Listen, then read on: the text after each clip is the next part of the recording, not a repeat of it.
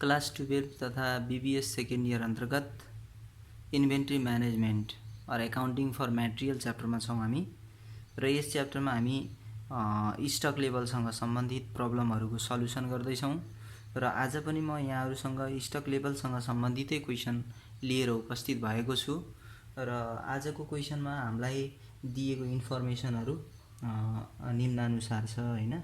यो क्वेसनमा फर्स्ट क्वेसनमा गएँ पहिले क्वेसन 1 को सल्युसनतिर हैन। पहिले गिभन टिपौँ। यसमा हामीलाई म्याक्सिमम युजेज भनेर दिएको छ हैन। म्याक्सिमम युसेज रेट दिएको छ। म्याक्सिमम युसेज रेट जो हामीलाई 425 युनिट्स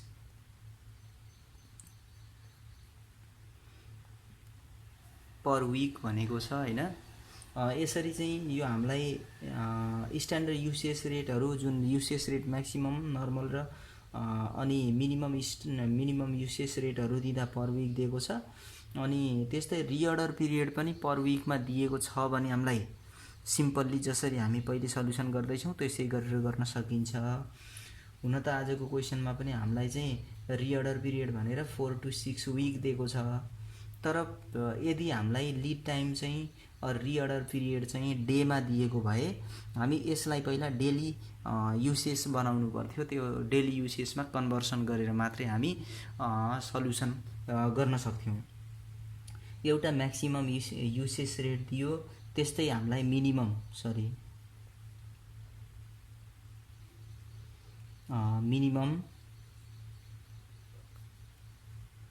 युसेज रेट, यो मिनिमम युसेज भनेर हामीलाई 175 युनिट्स दिएको छ। युनिट्स पर वीक दिएको छ हैन। अनि त्यस्तै नर्मल पनि छ।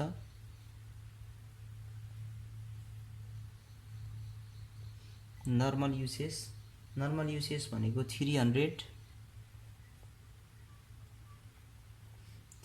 युनिट्स पर वीक हैन। अनि त्यस्तै रिअर्डर पिरियड भनेर दिएको छ। रिअर्डर पिरियड लेखेँ मैले। यो रिअर्डर पिरियड भनेको हामीलाई चाहिँ 4 to 6 वीक भनेको छ। यदि हाम्रो यो चाहिँ डेमा हुन्थ्यो भने यो कन्जम्सनलाई पनि हामी के गर्नु पर्थ्यो, डेमा कन्भर्ट गर्नु पर्थ्यो। त्यस्तै हामीलाई रिअर्डर क्वान्टिटी पनि दिएको छ।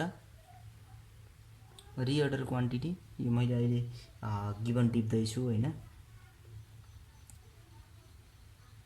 Units per week. अब हामीलाई यो इन्फर्मेसन दिइसकेपछि हामीलाई रिक्वायरमेन्टले के सोध्दैछ भने फर्स्ट रिक्वायरमेन्टमा हामीलाई रिअर्डर लेभल सोध्दैछ हैन। तसर्थ म सल्युसनमा गएँ। सल्युसनको first reorder level निकाल्नेतर्फ reorder level calculation गर्नको लागि हामीसँग चाहिँ फर्मुला 3 वटा छन् र 3 वटा अल्टरनेटिभ फर्मुलाहरूमध्ये हामी प्रायोरिटी बेसमा फर्मुला लेखेका थियौँ। र पहिलो प्रायोरिटी दिनुपर्ने फर्मुला भनेको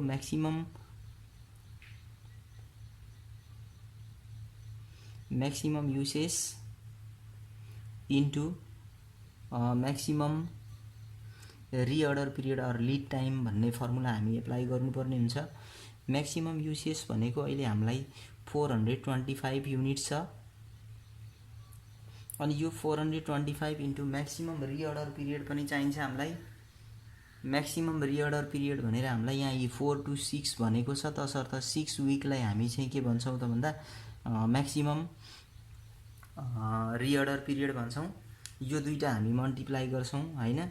यो दुईटा मल्टिप्लाई गरेर जति आउँछ त्यो भनेको हाम्रो रिअर्डर पिरियड हुन्छ र मल्टिप्लाई गर्दा 2550 युनिट्स आउँछ।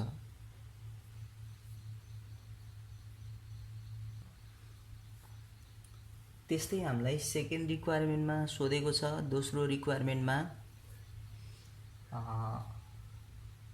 म्याक्सिमम लेभल भनेर, यो म्याक्सिमम लेभल भनेको म्याक्सिमम स्टक लेभल हो। म्याक्सिमम स्टक लेभल क्याल्कुलेसन गर्ने फर्मुला हामीसँग ROL plus ROQ minus minimum consumption into minimum reorder period भन्ने फर्मुला एप्लाई गर्छौँ हामी। जसको लागि आरओएल भनेको भर्खर हामी 2550 युनिट्स प्राप्त गरेका थियौं। अनि त्यस्तै आरओक्यू भनेको क्वेसनमा नै गिभन थियो 2500 युनिट्स हैन। अनि यसमा मिनिमम कन्जम्सन भनेको यहाँ हाम्रो 175 युनिट्स गिभन छ इन्टु मिनिमम रिअर्डर पिरियड भनेको 4 विक छ हैन। यो हामी मल्टिप्लाई गर्छौं र यो दुईटाको समबाट चाहिँ लेस गर्छौं।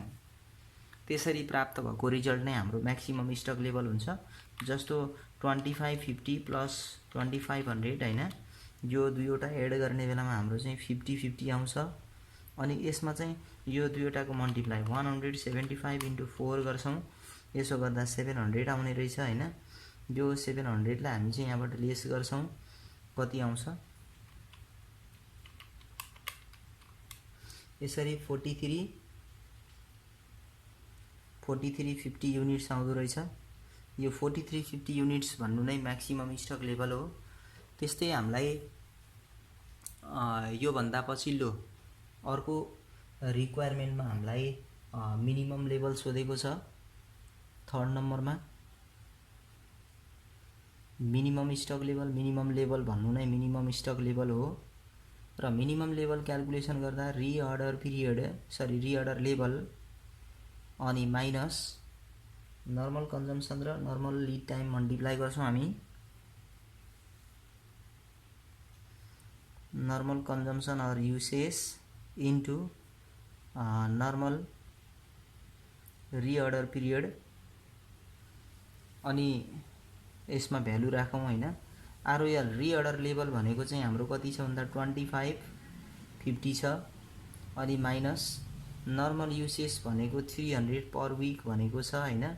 अनि इन्टु नर्मल रिअर्डर पिरियड भन्ने बित्तिकै हामी मिनिमम र म्याक्सिममको एभरेज गर्नुपर्छ। मिनिमम 4 हो र म्याक्सिमम 6 हो, दुईटाको एभरेज गर्दियौं र यो चाहिँ हामी मल्टिप्लाई गरेर यहाँबाट लेस गरौं, कति आउँछ हेरौं हैन। जस्तो 4 + 6 / 2 गर्दा 5 हुन्छ। 5 इन्टु 300 गर्नु पर्यो, 5 इन्टु 300 गर्दा 1500 हुन्छ। यो 1500 2550 बाट घटाउनु पर्यो, यसो गर्दा हाम्रो चाहिँ कति आउँछ त भन्दा 1050 युनिट्स भनेर मिनिमम स्टक लेभल आउँछ। अनि त्यस्तै हामीलाई अझै सोधेको छ क्वेशनमा 4th नम्बरको रिक्वायरमेन्टमा average stock level.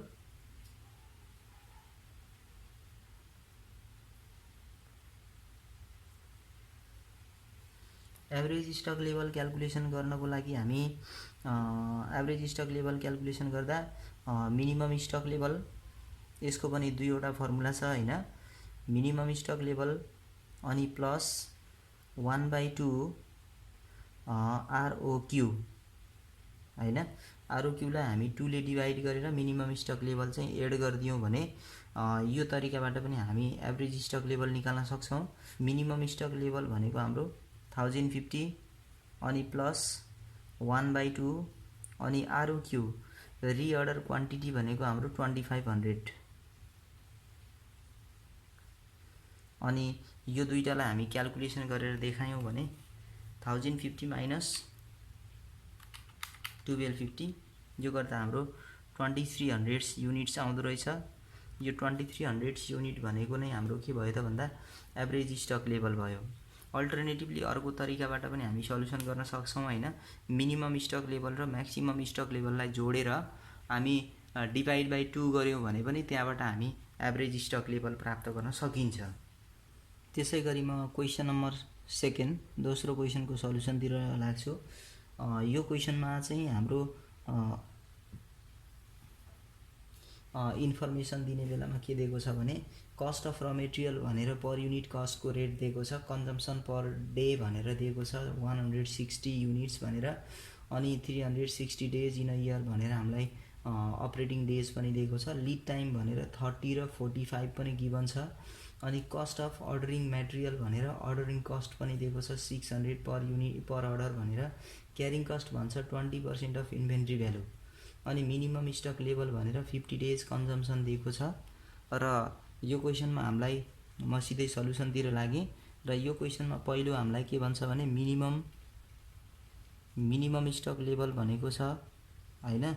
Minimum stock level भन्ने बित्तिकै यहाँ क्वेसनले आफै के भनेको छ भने 50 डेज कन्जम्सन भनेको छ। 50 डेज कन्जम्सन भनेको हुनाले 50 डेज इन्टु जुन हाम्रो डेली कन्जम्सन छ, डेली कन्जम्सन मल्टिप्लाई गर्नुपर्ने हुन्छ। डेली कन्जम्सन भनेको 160 युनिट्स गिभन छ हैन। यो 160 इन्टु 50 गरेर जति आउँछ त्यो रिजल्ट नै हाम्रो के हुन्छ त भन्दा मिनिमम स्टक लेभल आउने हो, 8000 हुन आउँछ। यो हाम्रो पहिलो रिक्वायरमेन्टमा सोधेको थियो। 50 डेज कन्जम्सन भनेको छ 50 दिनको कन्जम्सन भने हो। एक दिनको कन्जम्सन 160 हुन्छ भने 50 दिनको कति हुन्छ भनेर दुईटालाई मल्टिप्लाई गर्यो भने यसरी सोधिएको क्वेसनमा हाम्रो मिनिमम स्टक लेभल आइहाल्यो। अनि त्यस्तै हामीलाई सेकेन्डमा सोध्दैछ, बी नम्बरको सल्युसनमा सोधेको छ रिअर्डर लेभल भनेर। अनि रिअर्डर लेभल क्याल्कुलेसन गर्ने फर्मुला हामीसँग 3वटा छन्। ती 3वटा फर्मुलाहरूमध्ये जुन एप्लाई गर्न सकिन्छ इन्फर्मेसन छ त्यसलाई हामी चाहिँ के गर्छौँ यहाँ युज गर्छौँ। अहिले हामीसँग म्याक्सिमम कन्जम्सन र म्याक्सिमम लिड टाइम भए पनि म्याक्सिमम कन्जम्सन छैन। तसर्थ म्याक्सिमम कन्जम्सन नभएको हुनाले हामी यस्तो अवस्थामा के गर्छौँ भने यो सेफ्टी स्टकवाला फर्मुला एप्लाई गर्छौँ। सेफ्टी स्टक अनि plus lead time into daily consumption गर्छौँ। अब सेफ्टी स्टक भन्नु र मिनिमम स्टक लेभल भन्नु सेम हो, तसर्थ मैले 8000 युनिटलाई युज गरेँ। अनि प्लस लिड टाइम भन्ने बित्तिकै हामी नर्मल लिड टाइमलाई लिनुपर्छ। तसर्थ यहाँ कति दिएको छ भने लिड टाइम भन्ने बित्तिकै 30 र 45 दिएको छ। 30 + 45 गर्छौँ हामी, दुईटाको एभरेज गर्छौँ। एभरेज गर्दा हाम्रो चाहिँ 37.5 हुन्छ हैन। मैले 30 प्लस अनि 45 गरेँ, डिभाइड बाई 2 गरेँ। जति आउँछ यसलाई डेली कन्जम्सन 160 सँग मल्टिप्लाई गर्नुपर्ने हुन्छ, इन्टु 160 पनि गर्छौँ र यसरी प्राप्त 6000 हुन्छ। यो 6000 र हाम्रो यो चाहिँ 8000 लाई दुईटालाई हामी एड गर्छौँ, जस्तो 8000 युनिट्स अनि प्लस यो क्याल्कुलेसन गरेर आएको 6000 युनिट्स, दुईटालाई हामी जे एड गर्दाखेरि 14000 युनिट्स हुन आउँछ। यो 14000 युनिट्स भनेको चाहिँ हाम्रो यो क्वेसन अनुसार चाहिँ आरओएल हुन्छ। त्यस्तै हामीलाई थर्ड नम्बरको रिक्वायरमेन्टमा थर्ड नम्बरको सल्युसनमा हामीलाई के सोध्दैछ भने रिअर्डर क्वान्टिटी क्याल्कुलेसन गर्न भन्दैछ हैन। रिअर्डर क्वान्टिटी, अब यो क्वेसनमा रिअर्डर क्वान्टिटी क्याल्कुलेसन गर्नका लागि म्याक्सिमम स्टक लेभल दिएको छैन र यसरी म्याक्सिमम स्टक लेभल नदिएको भए क्यारिङ कस्टहरू अर्डरिङ कस्टहरू दिएको भए हामी यो रिअर्डर क्वान्टिटी भन्नु र इकोनोमिक अर्डर क्वान्टिटी भन्नु एउटै नै हो। तसर्थ हामी इकोनोमिक अर्डर क्वान्टिटीको फर्मुला 2AO/C भन्ने फर्मुला एप्लाई गरेर हामी यहाँबाट आरओक्यू निकाल्न सकिन्छ। अब क्वेसनमा दिए अनुसार हामी एनुअल रिक्वायरमेन्ट क्याल्कुलेसन गर्नुपर्ने हुन्छ। मैले यहाँनिर के गर्ने भए भने एनुअल रिक्वायरमेन्ट ए भनेर लेख्ने भएँ। यहाँ डेली कन्जम्सन भनेर 160 युनिट्स दिएको छ अनि इन्टु 360 चाहिँ अपरेटिङ डेज दिएको छ हैन। यो दुईटा मल्टिप्लाई गर्यो भने हाम्रो एनुअल रिक्वायरमेन्ट आउँछ 160 इन्टु 360 गरेर हामी चाहिँ 57600 युनिट्स भनेको चाहिँ हाम्रो के भयो एनुअल रिक्वायरमेन्ट आयो। यहाँ 57600 आयो अनि इन्टु अर्डरिङ कस्ट भनेको क्वेसनले आफै दिएको थियो हामीलाई। के भन्दैछ भने ordering cost of ordering material भनेर ₹600 पर अर्डर भनेको छ। तसर्थ अर्डरिङ कस्ट भनेको 600 ले मल्टिप्लाई गरिन्छ अनि डिभाइड बाई क्यारिङ कस्ट भनेर यहाँ हामीलाई के दियो भने 20% अफ इन्भेन्ट्री भ्यालु भनेको छ। मैले यहाँ सी को ठाउँमा 20% अफ इन्भेन्ट्री भ्यालु भन्ने बित्तिकै कस्ट पर युनिटलाई बुझिन्छ र कस्ट अफ र मेटेरियल भनेर ₹15 दिएको छ हैन। ₹15 यो 15 को हामी 20% गर्छौं र अनि त्यसपछि यो रिजल्टहरु सबै मल्टिप्लाई गरेर डिभाइड गर्नुपर्ने हुन्छ। त्यतैतिर लागौं। जस्तो माथिको फिगर 2 * 57,600 अनि इन्टु 600 छ हैन। यो सबै मल्टिप्लाई गर्दा यो सबै रिजल्टलाई मैले यहाँ लेखेँ 69120000 आउँछ अनि डिभाइड बाइ फेरि 15 को पनि 20% गर्नु पर्यो। 15 को 20% भन्ने चाहिँ कति 3 हुन्छ अनि यो 3 ले हामी यसलाई डिभाइड गर्छौँ, डिभाइड 3 गऱ्यौँ र यसो गर्दा चाहिँ हाम्रो रुटभित्र रिजल्ट कति आउँछ भन्दा 23040000 आउँछ र यसलाई चाहिँ हामी रुटबाट बाहिर निकालौँ अनि बल्ल हामी चाहिँ कति आउँछ त भन्दा 4800 आउने रहेछ। यो रिजल्ट चाहिँ 4800 हाम्रो चाहिँ युनिट्समा रिअर्डर क्वान्टिटी हो। हुन्छ त मैले आजको क्लासमा यहाँहरूलाई स्टक लेभलसँग सम्बन्धित 2वटा क्वेसनहरू एक्जाम्पल स्वरूप सल्युसन गरेँ र जसमा चाहिँ स्टक लेभल मात्रै नभएर इकोनोमिक अर्डर क्वान्टिटीको पनि क्वेसन मिक्स गरेको रहेछ। यसरी मिक्स गरेर पनि क्वेसनहरू आउन सक्छन्, यहाँहरूले राम्ररी विचार गर्नुहोला भन्दै आजको क्लासबाट म बिदा हुन चाहन्छु। हस्त नमस्ते।